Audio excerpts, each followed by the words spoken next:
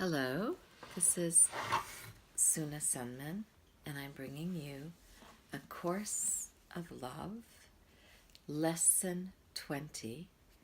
Course in Love of Love is brought to us through Marie Perron by the same author as A Course in Miracles that was brought through Helen Schumann.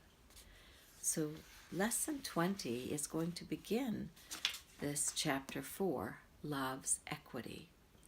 We start with the last paragraph of the lesson 19. Think you not that love can be kept apart from life in any way, but we begin now to take life's judgment from it, the judgments gained by your experience, judgments based on how much love you have received and how much love has been withheld from you. We begin by simply accepting the proof we have been given of love's strength. For this we will return to again and again, and as we learn to recognize what love is. Love's equity. Do you have to love God to know what love is? When you love purely, you know God whether you realize it or not. What does it mean to love purely? It means to love for love's sake, to simply love, to have no false idols.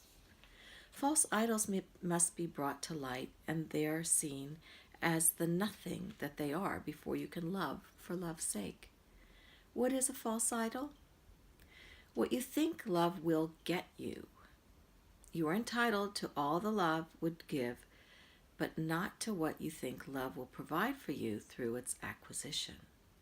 This is a classic example of not recognizing what that love is. Love and longing are so intimately attached because they join together at the moment of separation, when a choice to go away from love and a choice to return were birthed in unison. Love was thus not ever lost, but shadowed over by longing that, placed between you and your source, both obscured its light and it altered you of its eternal presence.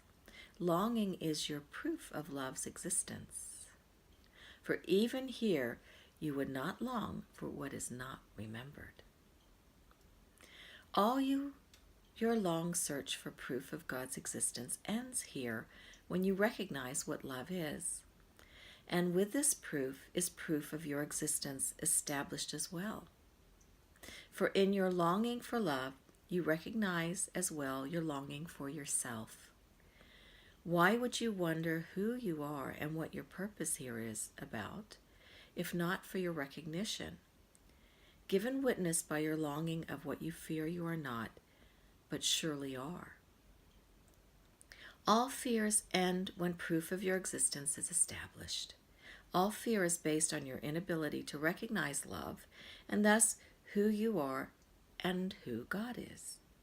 How could you not have been fearful with doubt as powerful as this? How can you not rejoice when doubt is gone and love fills all the space that doubt once occupied? No shadows linger when doubt is gone. Nothing stands between the child of God and the child's own source. There remains no clouds to block the sun, and night gives way to day. So this was Lesson 20 in A Course of Love, and I hope that you are taking time to just breathe and be, as we shall do now. Take a deep breath in, and release, release, release, release. Take another deep breath in, bringing in all your thoughts, all your feelings, all your concerns, all you can ever imagine. Hold them, and then simply let it all go into your nothingness, into your simply being. Last time, breathe in deep, deep, deep. Breathe in everything, everything, everything. And exhale and empty. so you may be ready to receive new.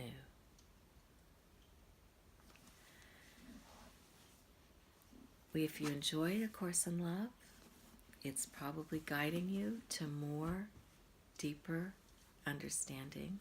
You can also enjoy some other great books. I have my book Peace, Discovering Life's Journey, Life's Harmony Through Relationships. And then I placed a few more books back here that I'm going to let you look at that I think are also beneficial. Great Minds Speak to You by Tina Louise Spalding and Return to Love by Marianne Williamson. Enjoy today with blessings, blessings, blessings.